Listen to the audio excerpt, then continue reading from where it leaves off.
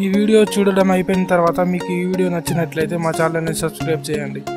కింద కనిపిస్తున్న red colour subscribe బటన్ని ప్రెస్ చేయడం ద్వారా మీరు మా ఛానల్ని సబ్స్క్రైబ్ అవ్వగలరు.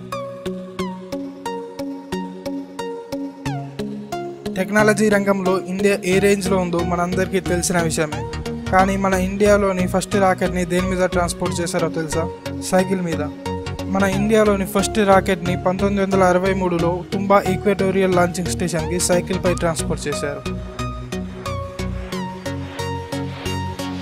మన మాజీ రాష్ట్రపతి డాక్టర్ అబ్దుల్ కలాం గారి గురించి అందరికీ తెలిసి ఉంటుంది. కానీ ఇప్పుడు నేను చెప్పబోయే విషయం చాలామందికి తెలియకపోవచ్చు. స్విట్జర్లాండ్ ప్రభుత్వం తమ దేశపు సైన్స్ డేని మన మాజీ రాష్ట్రపతి అబ్దుల్ కలాం గారికి అంకితం చేసింది. మన మాజీ రాష్ట్రపతి అబ్దుల్ కలాం గారు 2005 మే 26న స్విట్జర్లాండ్ని పర్యటించారు. అదే రోజుని స్విట్జర్లాండ్ ప్రభుత్వం తమ దేశపు సైన్స్ డేగా ప్రకటించి అబ్దుల్ కలాం గారికి అంకితం చేసింది.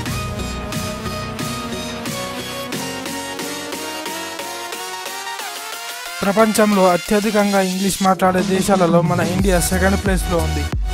దాదాపు మన దేశ జనాభాలోని 10% అంటే 12,50,00,000 మంది ఇంగ్లీష్ మాట్లాడతారు. అంటే దాదాపు ఒక దేశ జనాభా అంతా.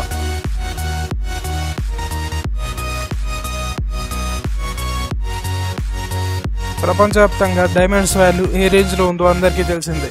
కానీ అందరికీ తెలియని విషయం ఏంటంటే డైమండ్స్ని మొదట మైనింగ్ చేసింది ఇండియాలోనే. 18వ శతాబ్దంలోనే ఇండియాలో డైమండ్స్ మైనింగ్ మొదలైంది.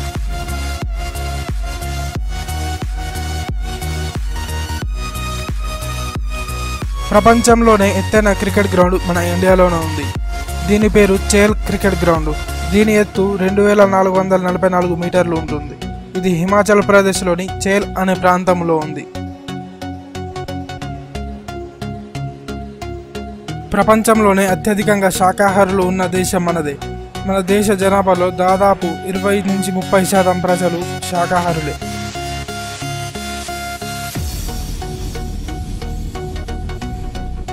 ప్రపంచంలోని ప్రతి ఒక్కరూ రోజు పాలను నేరుగానో ఇతర రూపాల్లోనో ఆహారంగా తీసుకుంటారు.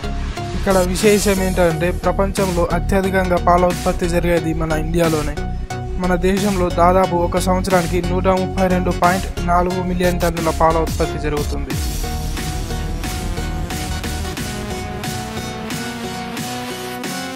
షాంపూని కనిపెట్టింది కూడా మన ఇండియన్సే.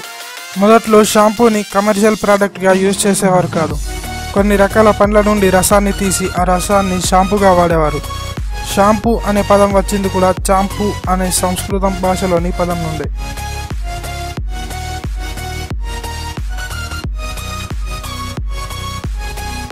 మన ఇండియాలో జరిగే కుంభమేళాలో కోట్ల సంఖ్యలో ప్రజలు పాల్గొంటారు. ఇక్కడ విశేషం ఏంటంటే ప్రపంచంలో అత్యధికంగా ప్రజలు కలిసే చోటు ఇదే. ఈ కుంభమేళా స్పేస్ నుంచి కూడా చాలా క్లియర్గా కనిపిస్తుంది.